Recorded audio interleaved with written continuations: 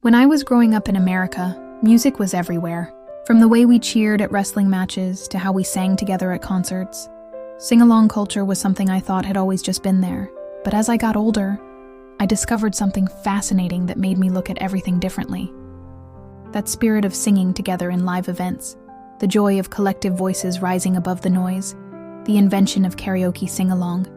It all started with Filipinos. And suddenly I realized so much of what shaped my American experiences had roots in a culture halfway across the world.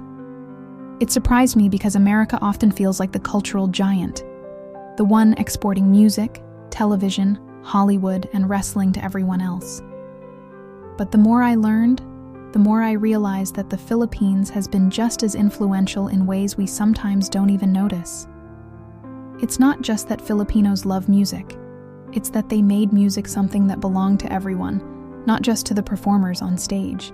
That shift, giving the mic to the people, changed live entertainment forever. If you've ever been to a concert in the United States, you know how electrifying it is when the singer points the microphone toward the crowd. Suddenly, thousands of voices roar the lyrics back, louder than the band itself. That moment of togetherness, of belonging, is something people crave. But here's what most don't realize. The cultural foundation of that sing-along moment wasn't just born from Western performers. It grew out of the Filipino love for music, their invention of karaoke sing-along, and their instinct to share joy by making the audience part of the show. Karaoke, in its modern form, is often credited to Japan, with Daisuke Inoue creating the karaoke machine in the 1970s. But long before the world knew the word karaoke, Filipinos were already doing sing-alongs. Filipinos would gather at fiestas, parties, or small neighborhood gatherings, often with just a guitar or a simple sound system, and everyone would take turns singing. Nobody had to be a star. Everyone got to shine. This sense of inclusivity, of music being for the people, not just the performer, laid the groundwork for karaoke as we know it. And here's where it gets really interesting. Filipinos didn't just adopt karaoke, they transformed it. They took the raw idea of singing with backing tracks and made it a cultural event. Bars and restaurants in Manila, Cebu, and Davao became filled with laughter, beer, and voices late into the night. It wasn't about perfection, it was about connection. That connection, the heart of sing-along, became an export to the world. Americans embraced this without even knowing the Filipino influence behind it. Think about wrestling. Those iconic WWE entrances, where the entire stadium shouts along with the theme song, whether it as John Cena, as You Can To See Me chant, or The Rock as famous catchphrases, that interactive spirit feels so natural now. But the foundation of that energy, fans being part of the entertainment, voices joining as one, comes from cultures like the Philippines, where the audience has always been central to the performance. The Philippines has always had a unique relationship with America. Because of history, colonization, and migration, Filipinos grew up with deep exposure to American movies, music, and sports. Elvis, the Beatles, Michael Jackson. Filipinos loved them. And in return, America gained something priceless: Filipinos themselves. When millions of Filipinos moved to the US, they carried their love of music with them. They introduced their neighbors to karaoke nights, to potlucks with singing as the highlight, to community gatherings where everyone got a turn with the mic. In Los Angeles, San Diego, Chicago, New York, and especially in places like Daly City, California, where Filipino-American communities thrive, karaoke became a household norm. American friends who had never sung in public suddenly found themselves standing with a microphone in a Filipino living room, surrounded by cheers, realizing it wasn't about how good you were, but how much fun you had. That mindset shifted American culture.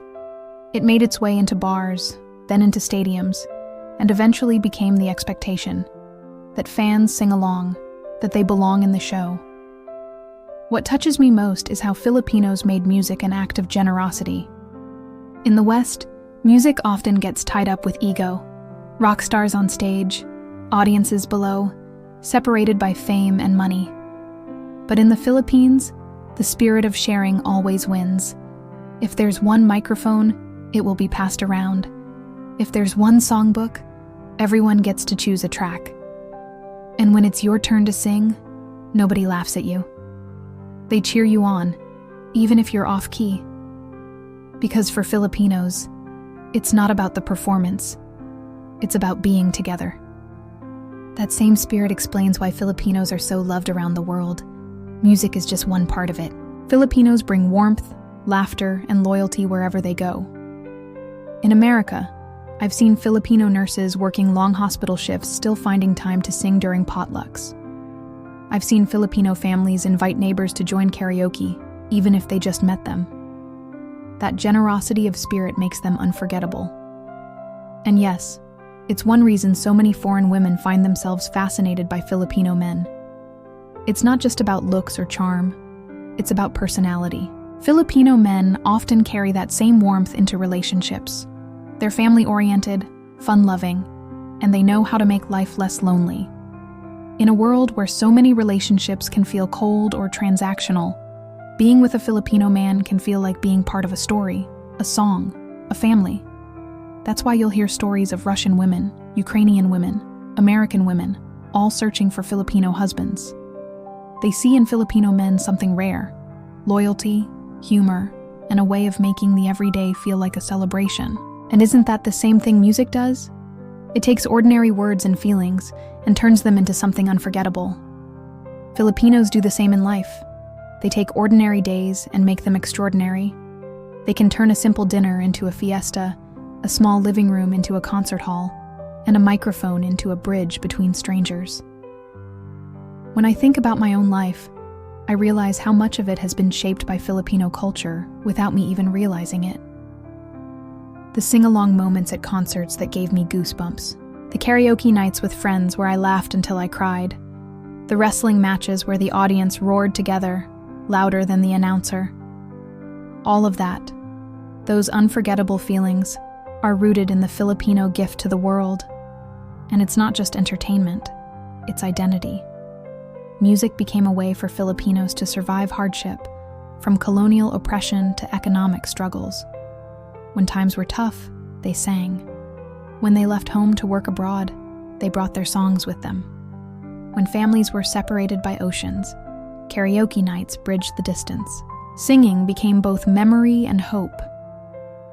So when you see thousands of people in Madison Square Garden or a packed football stadium, all singing one song together, remember this: that moment owes a debt to the Filipino spirit. To a people who believed that music was not just for stars, but for everyone. To a nation that made the world more joyful by teaching us that it's okay to sing, even if you're not perfect.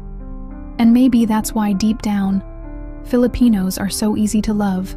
They remind us of something we forget in our busy lives: that connection matters more than perfection, that joy matters more than pride, and that love is best expressed when shared.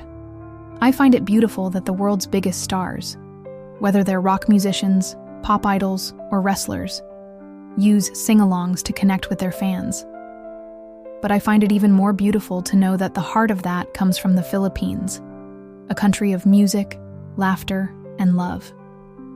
And as an American, as a woman who has been touched by this culture, I feel grateful. Because when I sing along in a crowd of thousands, I know that I'm part of something Filipinos started long ago. Something that makes the world feel smaller, warmer, and more alive. So the next time you find yourself in a crowd, singing along with everyone else, take a moment to smile. Because somewhere in that harmony is a Filipino influence, a cultural gift, and a reminder that the best songs are the ones we sing together.